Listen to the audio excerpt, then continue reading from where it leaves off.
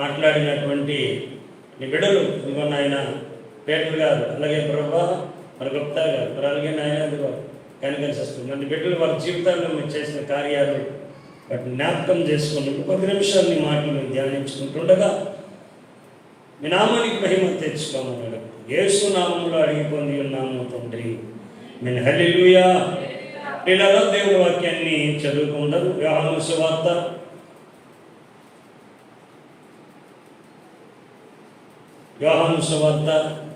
11వ అధ్యాయము 4వ వచనం చదువుదాం. యోహాను సువార్త. ఈ వ్యాధి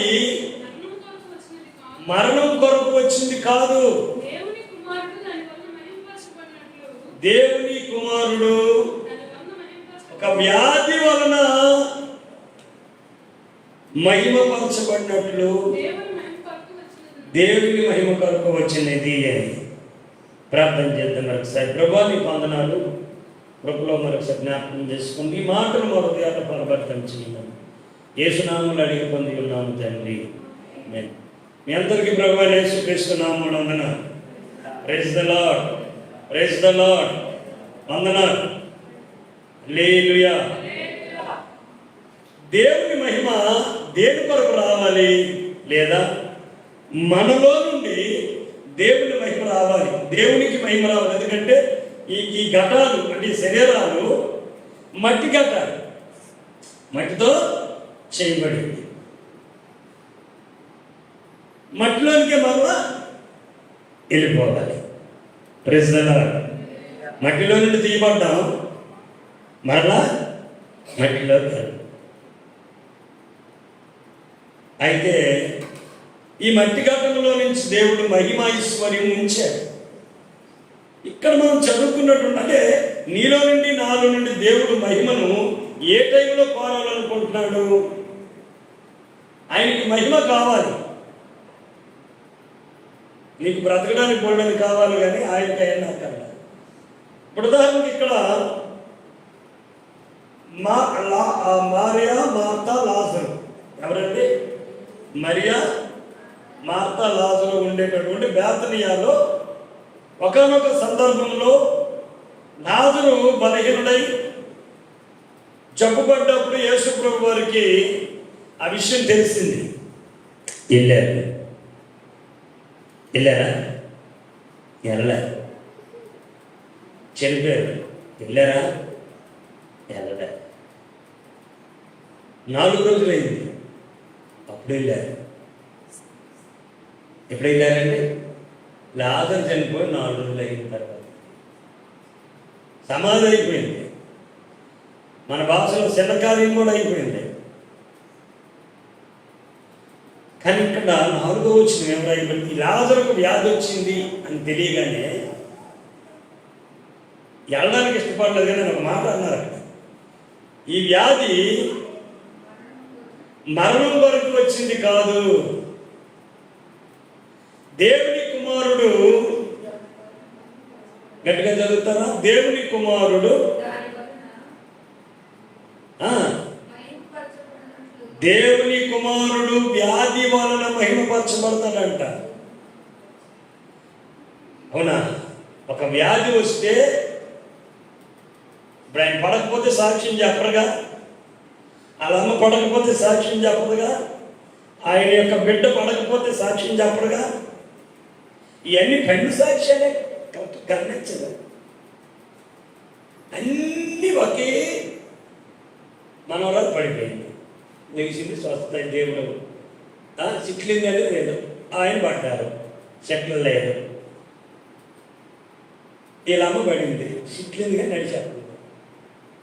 అన్ని సిట్లువే పండివే. మరి ఇవి చెప్తారు నాకు అనుకో, దేవుడు ఈ వాక్యం ఎందుకు నాకు ఇచ్చాడంటే అని సెట్ అయిపోయింది దేవుడికి స్తోత్రం. ఆ సాక్ష్యం దేవుడు ఇచ్చిన వాక్యం. మరి సాక్ష్యం చెప్పిన వాక్యాలు మార్చుకోలేం కదా. నీతిమంతులు ఎన్నిసార్లు పడినా అమ్మా ఎందుకు 5 సార్లు పడాలా? నిజమే, నీతిమంతుడు విశ్వాస మూలంగా బ్రతుకుతాడు. ఎన్నిసార్లు పడినా మళ్ళీ ఇంకొక దగ్గర 7 మార్లు పడినను సామెతల్లో ఉన్నదా? అంటే వారం అంతా చెప్పండి, మీకు తెలిస్తే తీయట లేఖనం. నీతిమంతుడంట 7 మార్లు పడినా నిష్పత్తాడు. ఎందుకంటే ఆయన లేవలేడు. కానీ ఏ విషయంలో వాడు నీతిమంతుడు అయ్యాడో, ఎవరి విషయంలో నీతిమంతుడు అయ్యాడో, ఎవరిని నమ్మి నీతిమంతుడు అయ్యాడో. ఇప్పుడు రాజకీయ నాయకులు నమ్మినోడు ఏమవుతాడు? ఒక పిల్ల రాజకీయ నాయకుడు అవుతాడు. వాళ్ళు ఏమని పిలుస్తారు? కార్యకర్త. అంతేనా? కార్యకర్తలా అని పిలుస్తారు. కార్యకర్త కాస్త వీధి మెంబర్ అవుతాడు. ఇంకాస్త ముందుకెళ్తే బాడీ మెంబర్ అవుతాడు, పంచాయతీ మెంబర్ అవుతాడు. మరి కాస్త ముందుకెళ్తే అవకాశాన్ని బట్టి సర్పంచ్ అవుతాడు. రాజకీయ ఎదుగుదల కదా. దానిని బట్టి ఆ భాష మాట అంతా కూడా రాజకీయ తాలూకా పద్ధతిలోనే మాట్లాడతారు. కానీ ఒక దేవుని బిడ్డ ఆయన నుంచి దేవుడు మహిమ ఎప్పుడు కోరుకుంటాడంటే వ్యాధి వచ్చినప్పుడు కదా. ఇది ఎలా నుంచి యోహాను సువార్త 9వ అధ్యాయం చెప్తే అక్కడ ఒక పుట్టుగుడ్డు వాడు కనిపిస్తాయి. అక్కడ యేసు ప్రభు వారి యొక్క శిష్యులు ఒక మాట మాట్లాడతారు. బోధకుడా, ఈ పుట్టుగుడ్డువాడు అడుక్కుంటుండ, ఈ పుట్టుగుడ్డువాడు గుడ్డువాడే పుట్టుకు ఎవరు పాపం చేశారు? వీడి కన్నవారి పాపమా, వీడి పాపమా? యేసు ప్రభు అన్నారు, వీడి వల్ల కానీ వీడి కన్నవారైనను పాపం చేయలేదు. Praise the Lord. దేవుని క్రియ ఆ వ్యక్తిలో ప్రత్యక్షపరచబడాలి. అందుకు అది జరిగింది. నీకు ఆలస్యం అవుతుందంటే దేవుని క్రియ నీ ఆరోగ్యం విషయంలో, నీ ఆదాయం విషయంలో దేవుడి క్రియలు ప్రత్యక్షమవడానికే. దేవుని మహిమ నీలో నుండి కనిపించాలి. ఇప్పుడు ఇక్కడ అనుకుంటున్నారు అందరూ, అప్పుడు వస్తే బాగుంది కదా, లాజరు దగ్గరికి వచ్చి ఆలోచిస్తే అప్పుడు రావచ్చు కదా. మాట్లాడుతుంది, నువ్వు ఇక్కడ ఉండి ఎవడలా మా తమ్ముడు చనిపోడు. ఇప్పుడు చచ్చిపోయినోడిని బాగు చేయి, చచ్చిపోయినోడిని తిరిగి 4 రోజుల తర్వాత లేపడం గొప్ప. ఆయన వెళ్ళి పేతురు అతిశయి పట్టుకుంటే జ్వరంతో ఉన్నాను లేచి పాలు నీళ్ళు మొత్తం వాళ్ళకి పరిచయం చేసిందని రాయబడింది. అది చాలా సింపుల్. పేతురు అత్త జ్వరంతో పడిందండి. యేసుప్రభు పేతురు అన్నారు, 2 సార్లు ఒకసారి అయ్యారు బాధకుడు, అలాగా మా అత్తగారు ఇక్కడే ఉంటారు, వెళ్దాము అంటే పద అనుకుని ఇంత పడుకుంది. ఇక అదే బాగోలేదా?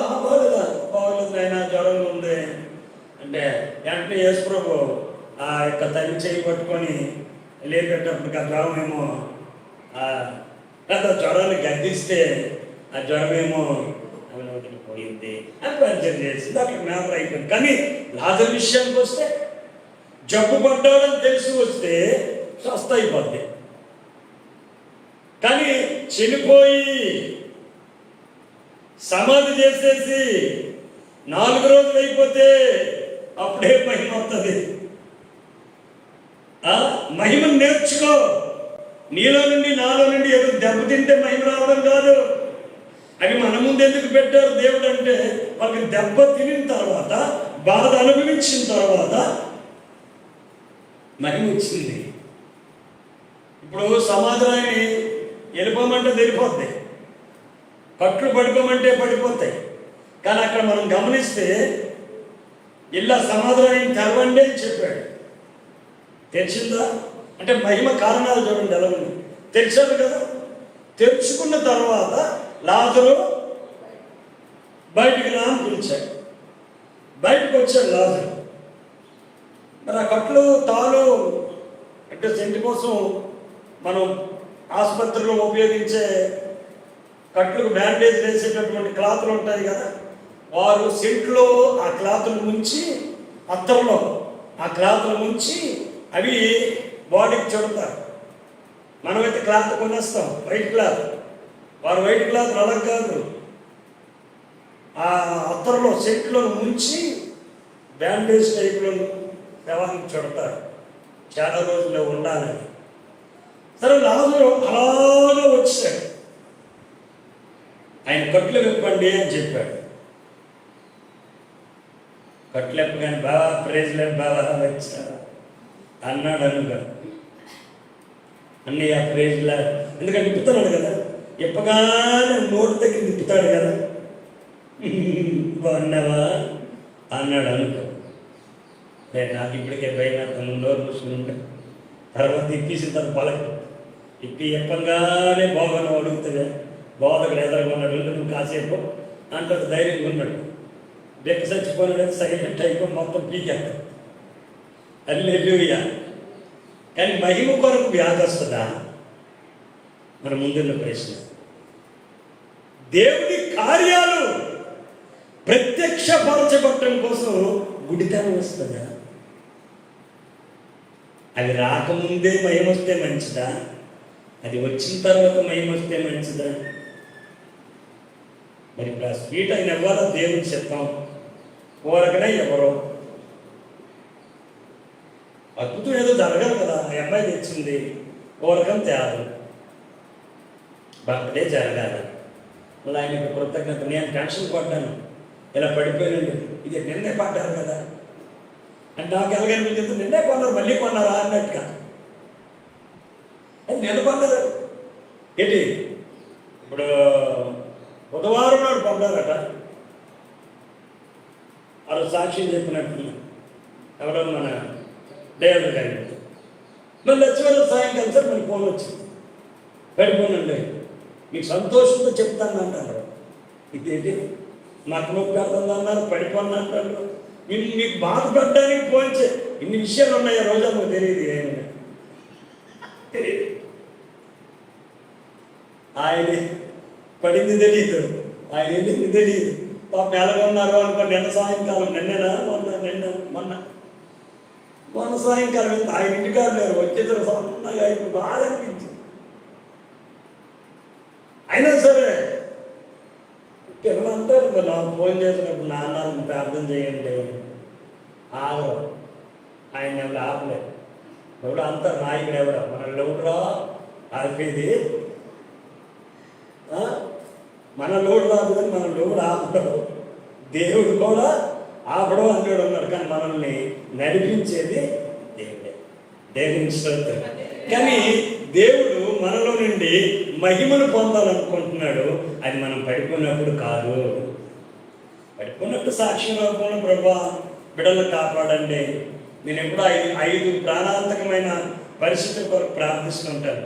భగవచ్చిందో చెప్తూ ఉంటాను ఎప్పటికప్పుడు. మీకు పాత డైలాగే అనిపించవచ్చు కానీ అవి ప్రాణాంతకమైనవి. పగలు ఎండ దెబ్బ. నిన్న మొన్న చెరుకు పనులు ఎప్పుడు పెట్టారట, ఈ వారంలో పెట్టారా చెరుకు పనులు? ఆ పనుల్లో వడదెబ్బ తగిలిందట. ఈ వారంలో వడదెబ్బ పెట్టి న్యూస్లో వచ్చింది, గుండాయి చచ్చిపోయేది. కొన్ని తీవ్రమైన ఎండ, వర్షం అయితే పడకపోయినా మేఘాలు అటు ఇటు తిరుగుతున్నాయి కదా. ఈ 2-3 వారాల రోజుల్లో పనులు పెట్టారట. పెద్దతను మగతను ముసలోడు తోడు చూస్తే గట్టిగానే కనబడుతున్నాడు. పనిచేస్తూ గుండాయి చచ్చిపోయాడు అంట. వైద్యులు ఏమన్నా నిర్ణయించారంటే ఎండ వల్లనే చచ్చిపోయాడు. పగలు ఎండ దెబ్బ ప్రాణాంతకమైన, మధ్యాహ్నమందు పాడు చేసే పగటి వేళ ఎగురు, సాయంకాలం ముందు చీకటిలో సంచరించు, రాత్రి వేళ కలిగే భయం. చక్కగా ప్రార్థన నడిపింపు వస్తుంది. ప్రార్థన చేసుకుంటాను అనేసరికి ఈ ఇంటికి ఎదురుగా ఉన్న మేడెక్కుతాయి 5-4 పొక్కలు, అవి ఆరాధన చేస్తాయి. మరి నా ప్రార్థన మొత్తం ఎగిరిపోతాయి. అవి అటు తిరిగి అవి నాతో ఏకీభవిస్తానయా లేకపోతే దిల్లి కనిపించి అడుగుతానయా. అదే సమయంలో ఎవరో ఇటు వెళ్ళినట్టు అటు వెళ్ళినట్టు కనబడితే అవి అరవడం, ఊడు ఏళ్ళడం, ఏళ్ళు ఒకసారి జరుగుతాయి. చూస్తే ఊళ్ళు కనబడ్డాయి. మనుషులు అందరూ కనపడరు, కానీ మనుషులు వెళ్ళినప్పుడు అడుగుతాలకు శబ్దాలు మనిషిలాగా వెళ్తుంటే శబ్దం వస్తుంది కదా శబ్దం. ఈ టైం ఇప్పుడు ఎప్పుడు వెళ్ళాడు రా అని దేవుడు వెళ్ళినట్టు ఉంటుందని ఓడి ఆడాడు. అవేమో సంకారాలను చేస్తాయి. ఒక సంకారం ఊరుతుంటే ఏమంతా వెళ్ళి మంచి ప్రార్థనతో నడిపిపోతుంది. అని మాసంతో దేవుని పిలుచుకుంటాం అనేటప్పటికి కరెక్ట్గా పోవతకు 12 టైంలో స్తోత్రం నాకు అనిపిస్తుంది. ఏమో ఇది వెళ్ళాలనుకుంటారు కానీ చర్చి దాటి వెళ్ళలేకపోతుంది అని అర్థమవుతుంది. ఏవో అప్పిండి ఆ ఊరిలో తీసిన ఏవో ఊపిరి వస్తాను ఏమో ఈ చర్చి పీటి వరకు వచ్చి ఇక్కడి నుండి మరి ఇప్పుడు వెళ్ళకపోతున్నాయి. అవతల గొప్పగా వెనక్కి నేను లేదా అని కొంత అనుకుంటూ ఉంటాను. కానీ నీ నుండి దేవుడి మహిమను, నీ నుండి దేవుడి క్రియ, ఒక గుడ్డితనం వచ్చిన తర్వాత, ఒక జబ్బు వచ్చిన తర్వాత, ఒక వ్యాధి వచ్చిన తర్వాత వారట్లా నువ్వు ఆరోగ్యం ఉన్నప్పుడే దేవునికి నీలో నుండి మహిమ రావాలి. గట్టిగా చెప్పడం కూడా దేవుని నువ్వు ఆరోగ్యంగా ఉన్నప్పుడే, నీ ఆదాయం చక్కగా ఉన్నప్పుడే, నీ తల్లి పిల్లలందరూ క్షేమంగా ఉన్నప్పుడే ప్రభువా నేను నిన్ను మహిమపరుస్తాను, నీ కృతజ్ఞతాస్తుతులు చెల్లిస్తాను. మహిమ అంటే ఏంటో మీకు 3 వచనాల్లో చెప్పి నేను ముగిస్తాను. రెఫరెన్స్ కాదు కానీ మహిమ అంటే దేవునికి నీ నుండి మహిమ రావాలి అనుకున్నప్పుడు 1 కొరింథీ పత్రిక ఈ మాటతో ముగించేస్తున్నాను. 1 కొరింథీ పత్రిక 10వ అధ్యాయం 31వ వచనం. మీరు భోజనము చేసినను పానము చేసినను మీరు ఏమి చేసిన దేవునికి స్తోత్రం. ఆరోగ్యంగా ఉన్నవాడు చక్కగా భోజనం చేస్తాడు, దానిని బట్టి దేవునికి మహిమ రావాలి. పానం చేసేవాడు ఆరోగ్యంగా ఉన్నాడు కనుక పానం చేస్తాడు, దానిని బట్టి దేవుని నామానికి మహిమ. ఇంకేమి చేసినా అది మహిమ రావాలి అన్నాడు. ఇంట్లోనే, చర్చిలోనే కాదు మహిమ, నీ ఇంట్లో కూడా నీ పిల్లలను బట్టి. ఇప్పుడు ఈరోజు పెద్దోళ్ళు అయ్యా పనుల ద్వారా చర్చి మానేస్తున్నాడు. రేపు నీ పిల్లలను చూసి నువ్వు వెళ్ళమన్నా వెళ్ళదు. ఏమంటా మీ నాన్న వెళ్ళలేదు కదా, అమ్మ వెళ్ళలేదు కదా, మొన్న అమ్మ వెళ్ళలేదు, నాన్న నేనేంకి వెళ్ళాలి, నాకు కోల్డ్ బొమ్మలు ఉంది, ఆడుకునేది బాగుంట ఆడ అగ్గొట్టింది పోట జరుగుతున్నాయి. నష్టం ఎవరికంటే అప్పుడు వస్తుంది ఈ యొక్క వ్యాధి. మహిమ కొరకే వచ్చినది. ఈ యొక్క గుడితనం ఎలాగా దేవుని క్రియలు ప్రత్యక్షపరచబడి కొరకే వచ్చాయి. అప్పుడు చెప్తావా ఆరోగ్యం ఉన్నప్పుడు. అక్కడ చూడండి, ఇంట్లో దేవునికి మహిమ రావాలి. 2, నీ పనిలో దేవునికి మహిమ రావాలి. నువ్వు చేసే వ్యవసాయంలో దేవునికి మహిమ రావాలి. నీ కుటుంబంలో, నీ పిల్లలతో, నీ భార్యతో, నీ భర్తతో కుటుంబంలో దేవునికి మహిమ రావాలి. మనం తరచూ మాట్లాడుతున్న మాటలలో దేవునికి మహిమ రావాలి. మీరు ఏమి చేసినను, తినినా త్రాగినా, మరి ఏమి చేసినను దేవుని నామానికే మహిమ రావాలంటే ఎక్కడెక్కడ? నీ ఇంట్లో అనగా నీ ఉండే ఆ గృహంలో. తర్వాత నువ్వు పని చేసుకుంటున్నావు కదా, ఆ పనిలో దేవుని నామానికి మహిమ రావాలి. Praise the Lord. అప్పుడు దేవుని నామానికి ఎప్పుడు మహిమ వచ్చిందో ఆ పని వలన ప్రతిఫలం నీ చేతికి వస్తుంది. నువ్వు వ్యాపారం చేస్తున్నావు, దానిని బట్టి దేవునికి మహిమ వస్తే వ్యాపారంలో నష్టము లేకుండా భారీ లాభాలు, పెట్టుబడి పెట్టే దానికి తగినట్టుగా నువ్వు ఊహించినంత లాభం. నువ్వు వ్యాపారంలో దేవుడికి మహిమ వస్తే, దేవునికి ఒక మహిమ కలిగిన స్థానం నువ్వు ఇస్తే, అలాగే నువ్వు చేసే వ్యవసాయంలో. ఏసన్న గారికి బాగా సన్నిహితంగా ఉండే ఒక రైతు ఉన్నాడంట. అతమానం అయ్యగారి దగ్గరికి వచ్చి తిన్నారయ్యా, చేపలు అయ్యగారులంతా తిన్నారయ్యా అని అడుగుతాడు. నేను బియ్యం కట్టలు ఏవో తెచ్చి పడేసేసి తిన్నారయ్యా, అవి పని అదే. మీరు రెండోది అడగలే, ఎప్పుడు ఇంకేమన్నా దగ్గరయ్యా తిన్నదా? పర్లేదు, ఈరోజు బాగుంది కదా అంటే ఆయన మనసులో అనుకుంటున్నారు వేసాను గారు బా సేవకుడు తాలూకు క్షేమం ఎరుబాబు ట్రైన్ ఎప్పుడు రావడం తిన్నదా? ఒకరోజు ఒక ఆయన అడిగాడంట, ఎందుకు ఆయన అర్థమానం మనకంటే వాళ్ళు దేవుని కొరకు బతుకుతారు. మనం భార్య పిల్లలు వ్యవసాయాలు మంచి పంటలు వీటి కొరకు మనం బతుకుతున్నాం, వాళ్ళు దేవుడి కొరకు బతుకుతున్నారు. వాళ్ళు తిన్నారని అడిగినోడు మన మీద కదా. ఒక రోజున పసుపు తెగులు అంటారు కదా, కొత్తగా ఎట్టేటప్పుడు వస్తుంది అక్కడ పసుపు తెగులు, పంటల్లో పసుపు వచ్చారు. పాపం అందరూ ఏయో జల్లుతున్నారు మందులు కొండు. ఈ వేసల దగ్గరికి వచ్చి ఐగరు ఏంటండి ఇలాగా 5-6 ఎకరాల వరి పంట అయిపోతుంది అంటే, నువ్వు ఒక నుండి ఒక గొడ్ర అని చెప్పాడు. నేను వేసాను వెళ్ళాడు, 1/2 లీటర్ కొనుక్కొని వచ్చాడు. ఈ ప్రార్థన చేసి, నువ్వు మందు కొడతావు కదా ట్యాంకి, ఇది ఈ నెలలో అది వేసేది, దీని నిండా నీళ్ళేసేది, ఇవి ఎంత కొట్టాలో అంత కొట్టు, అయిపోతుంది నీళ్ళే చేయి, నూనె ఇక నీళ్ళే చేయి. ఒక మాట ఏసు రక్తం చేయమని కొట్టాను అన్నాడు. ఏదో అనుమానమే, ఏ బాబా ఏసు రక్తం చేయమని అలా కొట్టాడు. అలాగే వెళ్ళి నీళ్ళు అయిపోతుంది. ఎన్ని ఎకరాలు చెప్పా? 5ఏనా? కొట్టేసి ఇంటికి వెళ్ళిపోవచ్చు. ఆ రాత్రికి రాత్రి సగానికి సగం పసుపు గ్రీన్ కలర్ అంటే ఆకుపచ్చ రంగులోకి వచ్చి తెగిలిపోయింది. రెండో రోజు పూర్తిగా 5 ఎకరాలు కూడా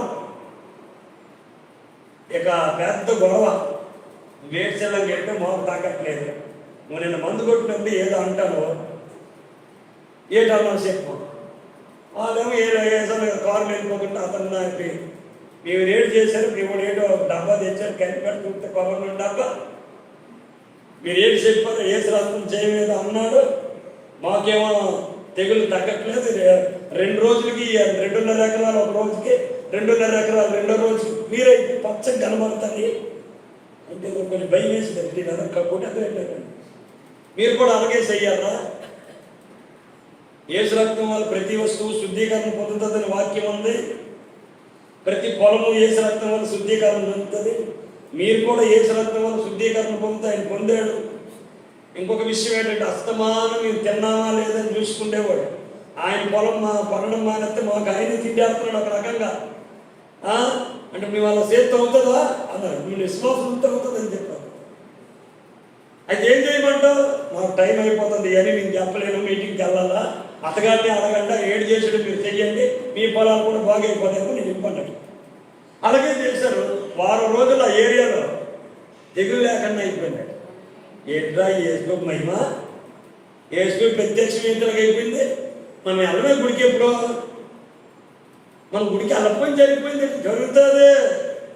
నువ్వు భోజనం చేసినాను, నువ్వు పానం చేసినాను, నువ్వు మరేం చేసిన అనగా వ్యవసాయం వ్యాపారం. మన గొడవలలో గుడ్లు వెళ్తాంరా, ఫస్ట్ ఒక్క అట్ట ఇచ్చిండు, ఒక అట్ట అయ్యా సేవకులకు పెట్టండి అని గొడవలలో 4 రోజులు సమర్పించుకోండు. పూటకు ఒక అట్ట సేవకులకు మాత్రమే.